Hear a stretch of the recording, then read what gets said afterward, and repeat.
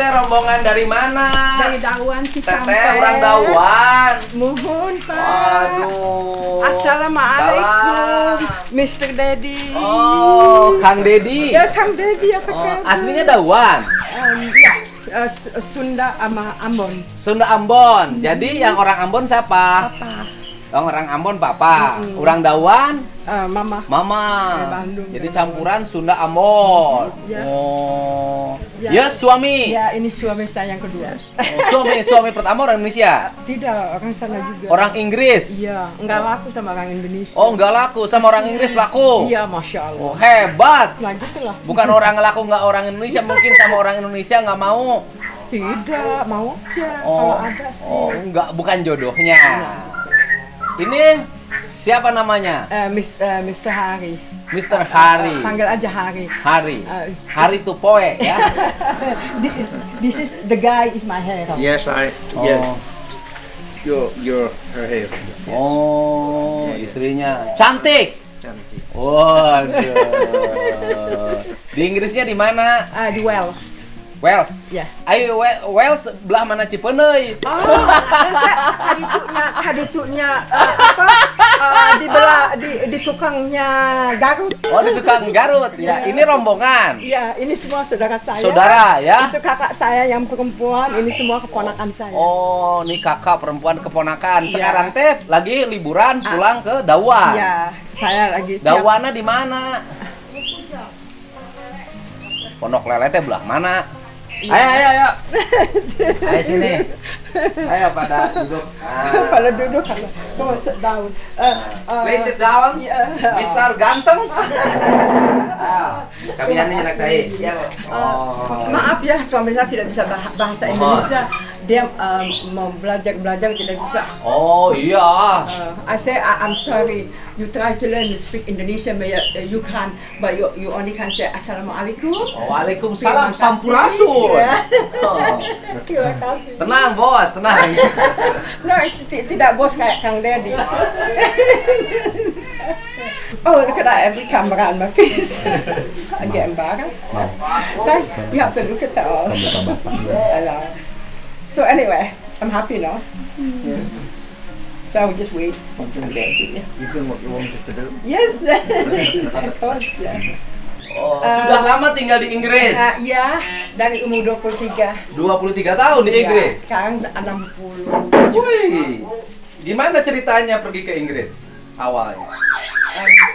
Because you want to know my story, how you go to UK first time. Okay, my first husband who working for oil company in Pertamina. Oh, dulu asalnya kerja di Pertamina. Oh, Ya, sama suami yang pertama. Ya. Ketemu sama suami yang pertama di mana? Dari kantor di Pertamina. Oh, ibu kerja di Pertamina. Tidak, kakak, tante. Oh, tante yang kerja di Pertamina. Saya juga, bapak saya kerja di Pertamina, Bu. Tiap hari jualan minyak. Itu di Pertamina Ya. kerjanya. Ya kayak saya jualan. Ditanggung itu dulu. Minyak pakai black. Minyak. Nah, kerja di Pertamina saya juga. Masya Allah. Ya, itu Haji dia sekarang hari ini juga kerja di Pertamina, bukan Ya. watak. Ya. Jadi Kerja di Pertamina ya, kakaknya. Ya, Kerja di Pertamina di mana? Di Pertaminanya di kilang mana? di MMR. Oh, MMR. Atau MMR di Jalan Melawai 57. Oh, di Jakarta. Iya. Ketemu dengan suami yang pertama yang orang Inggris tuh? Bukan orang Inggris, dia orang Wales. Oh, asli. Wales. Ya, Oh. kalau ini orang Inggris asli. Inggris. Yang pertama orang Wales. Yes. Oh. Yeah.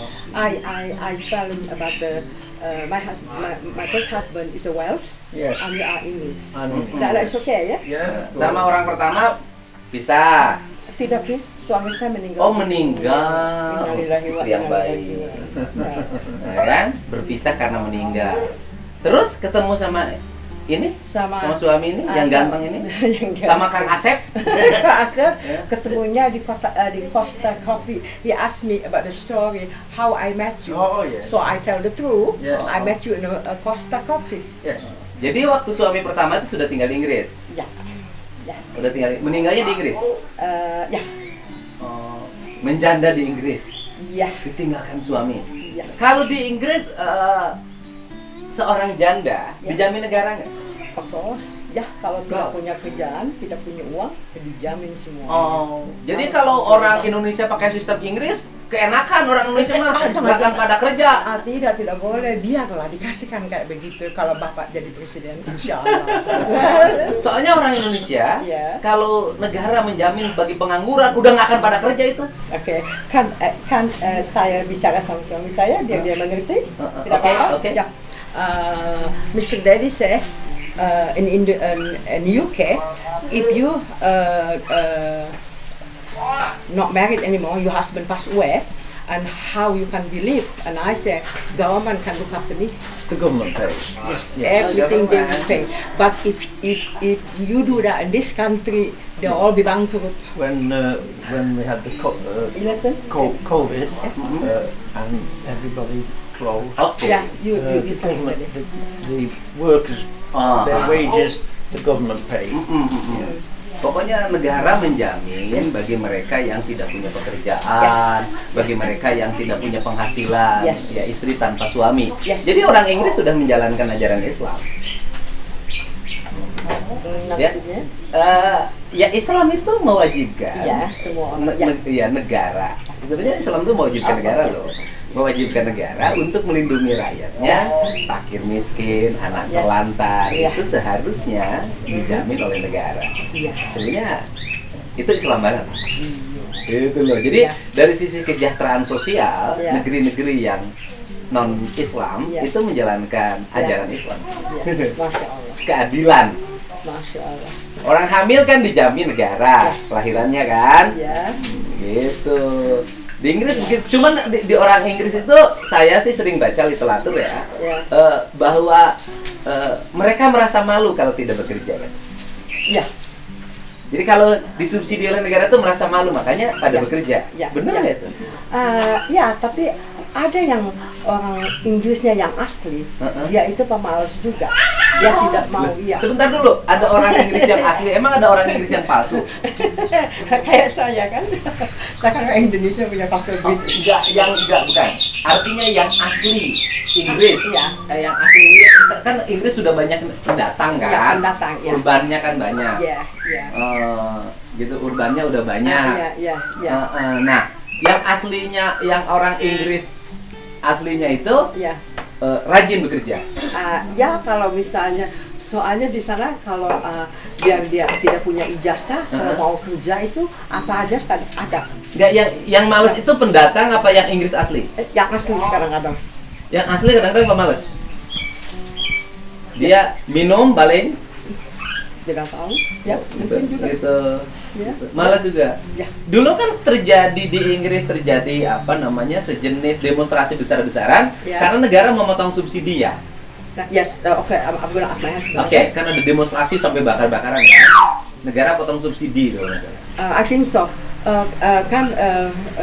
Mr. Daddy asked me, what happened when the people if doesn't give you the money from the government who's not working, how do you do that? How they do that? Because the government told the people now you need to stop it all, give me benefit and stop, but it's not stop it, alright? It doesn't get stopped at the moment, but it's still going on. What the benefit fraud? Yes. But all these people not working because a lot is the British people, the original, not working. Right? I'm alright. I'm wrong. Yeah, that's correct. Some time ago, the more children you had, the more money you had from the government. Now you have the money from the government for 2 children, and after that, you want 4 children. That 2 children's money has to go for 4. Do you understand that? Yes, of course, because Mr. Daddy speak English. Saya ngerti lah kalau diucapin. But if he's speaking slowly, you'll be understanding, right? You speak slowly, you can understand. So you Tapi yang nonton nggak ngerti, kasihan. jadi mengerti, Mr. Daddy mengerti. Ngerti. Problemnya ngerti kita. Iya. Problemnya ngerti. Memang waktu itu kan ada pemotongan biaya subsidi karena negara kan mengalami ini keuangannya. Iya. Kemudian kami itu faktor itu. Nah, di Indonesia juga kalau itu terus dilakukan, kalau nanti keuangan negaranya lagi turun juga berbahaya juga.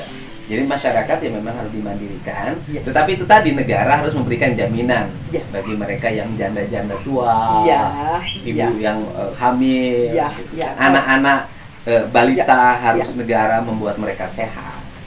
Ini ceritanya sering nonton channel saya. Yes, apa saya?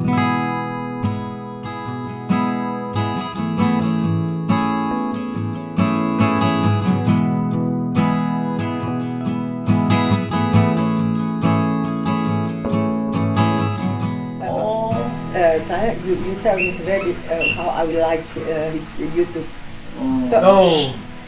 Fanatical about it. She thinks it's really good. Suka nonton YouTube. Jadi YouTube saya nyampe ke Inggris. Ya sampai. Oh sampai dikira nggak nyampe gitu loh. Masa? Oh iya nyampe ke Inggris. Sampai Pak, ya Masya Allah. Inggris, Itali itu yang sering. Masalah ya, Bapak tuh punya kerjaan itu baik, alhamdulillah. Walah nggak baik, biasa aja.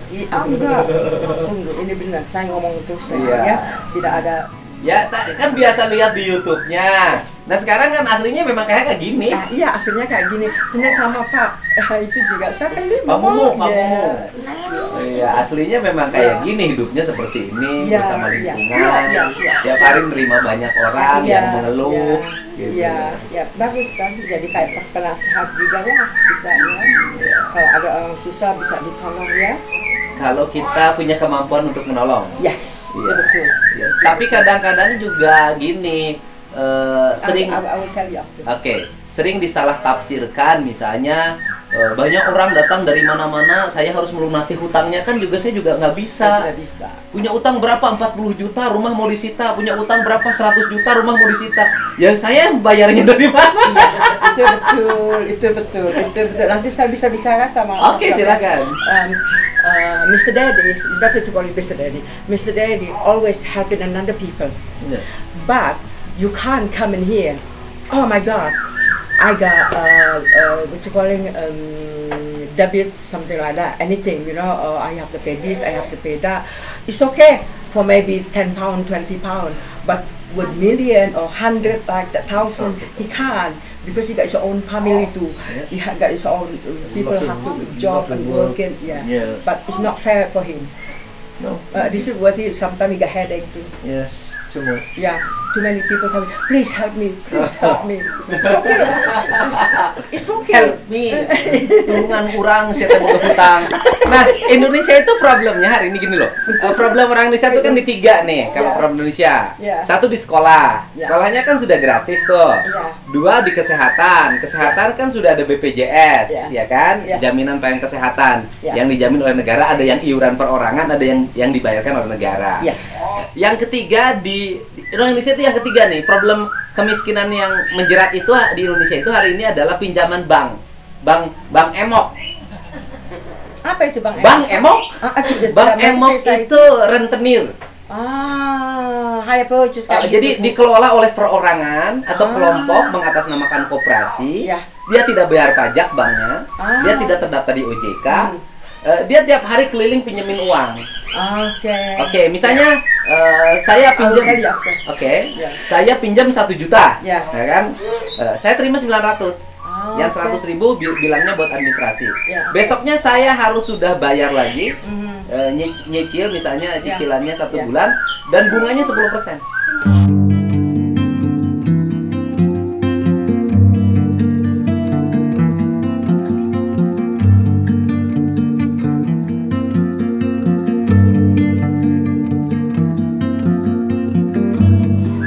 Ada yang 20%. Terlalu banyak ya Pak ya. Itu ya siapapun nggak akan bisa. Itu hancurnya rakyat ekonomi rendah Indonesia oleh Indonesia. Hancur. Nah nanti kayak tadi pagi tukang cilor tuh gitu kan. Nanti hari ini pinjam, nah besok dia harus bayar ke Bank Emok ini, dia pinjam lagi Bank Emok yang lain. Nanti harus bayar ini, Bang Emok yang lain. Itu hancurnya di situ. Iya. Itu tapi itu bagaimana lingkungan keluarga. Kalau ibunya tukang utang, anaknya juga tukang Pasti utang. Pasti utang. Dan itu masif di seluruh wilayah. Ya. Di Indonesia. Di Indonesia, ya. Di Jawa Barat terutama. Ya. Itu udah masif. Sistemnya 500.000, 1 juta, ya. 4 juta, 5 juta. Saya biasa nanganin, tapi kan kalau nggak bayar dia terus berputar. Iya. Ya. Bisa jadi puluhan juta, uang 500.000 bisa jadi 15 juta. Iya. Ya. Itu problem kemiskinan di Indonesia.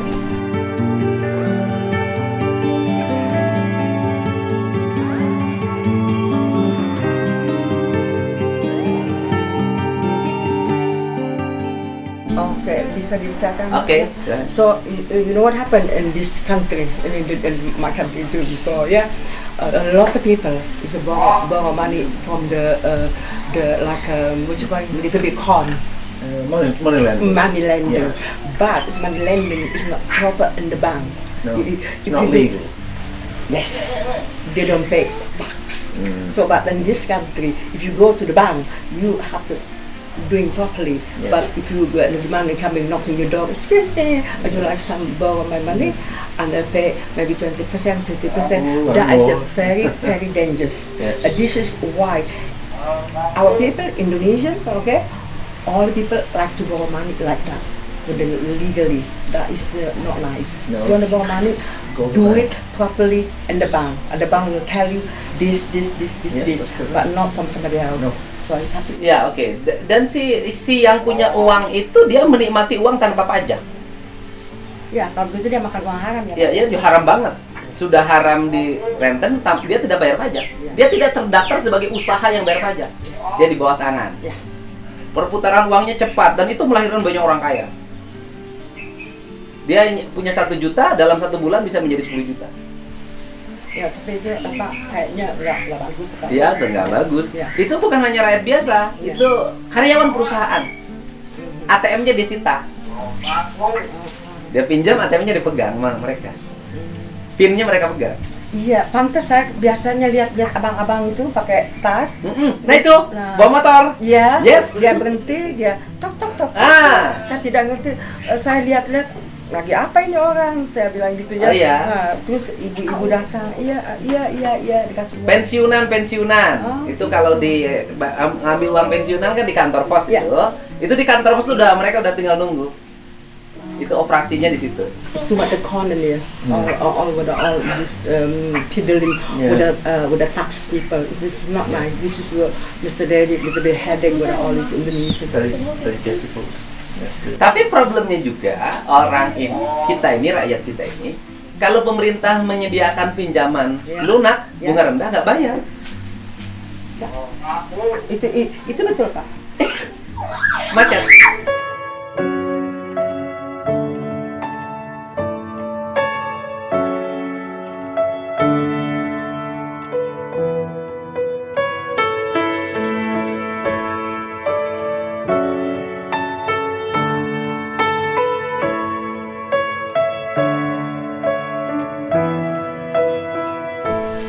Maksudnya? Jadi pemerintah nyiapin nih Ya. pinjaman di desa misalnya ada Ya. BUMDes Ya. Badan Usaha Milik Desa, Ya. ngasih pinjaman lunak pada warga. Ya. 1 juta misalnya bunganya hanya 3%, That's okay. 2% That's atau okay. 1%. Ya. Mereka nggak pada bayar. Oke. Jadi kalau sama bank yang memaksa dengan ancaman dia bayar, Ya. kalau sama Kalau pinjaman yang lunak, yang baik-baik mereka tidak bayar. ya jadinya susah ya. This is what in my country is if the government open the bank for a little bit for the people, just give me 1%, 2%, they don't want to pay the interest. They gotta go to the all these con people. Bahkan tanpa bunga mereka nggak bayar. See, even the rent, they don't pay the interest, nothing. So you can't handle in all this in the middle. You want to right or going to left? I don't know. So it's in the middle. Karena tidak takut. So they're not right. Kalau mereka kan dengan ancaman kalau nagih. Yeah. Sehingga mereka takut Yeah. dan bayar. Yeah. The con bank, he will say, I will do something if you not pay my interest, okay? But if the government only say, excuse me, you got my interest, be nice, slowly. Well, in the UK, that's linked to inflation. If the inflation goes up, interest goes up. That's, you know, I can remember years ago it was 27%, 27, and it's about 1.5% now. Makanya karakter orang Indonesia itu kalau ingin dia dibuat menjadi baik harus ada unsur dipaksa. Tapi kalau tidak ada unsur dipaksa, ditunggu keinginannya berdasarkan kesadaran, nggak bisa. Itu orang Indonesia. Itu karakter. Ya, karena saya memimpin biasa. Ya. Jadi kalau harus ada unsur dipaksa. Ya. Nanti udah dipaksa, mereka biasa terbiasa dengan paksaan itu. Jadi kebudayaan, kebiasaan. Ya. Tapi kalau kita membiarkan menunggu kesadaran, nggak bisa. Jadi makanya jangan dianggap tidak demokratis. Itu juga karena karakter publiknya seperti itu. Dan semakin baik tinggi pendidikannya, semakin tidak taat. Semakin tinggi kelas status sosialnya, semakin tidak taat. Indonesia ciri khasnya. Gitu loh. Semakin merasa pintar, semakin tidak taat. Karena kan sekolahnya tidak mengajarkan aspek-aspek yang bersifat praktis. Sekolahnya kan tidak ngajarin buang sampah. Sekolahnya tidak ngajarin budaya toilet. Sekolahnya tidak ngajarin budaya kebersihan. Sekolahnya tidak ngajarin budaya ngantri. Sekolah hanya ngajarin budaya akademis. Matematika harus 9, fisika harus 9. Kalau di Inggris, di Australia, orang matematikanya 4 nggak malu. Tapi kalau anaknya naik bis tidak ngantri, dia malu. Jadi memang di negara-negara maju itu seperti itu. Jadi orang itu skill, kemampuan dalam bekerja secara praktis.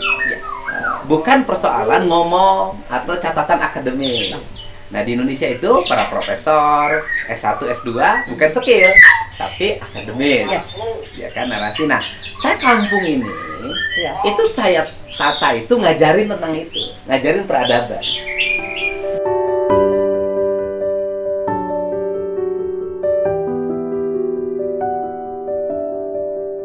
Jadi di kampung ini diajarin peradaban buang sampah, diajarin peradaban mengelola sampah, diajarin peradaban bagaimana sawah, pertanian tidak pakai lagi pestisida, tapi pakai bahan-bahan yang berasal dari sampah dan peternakan.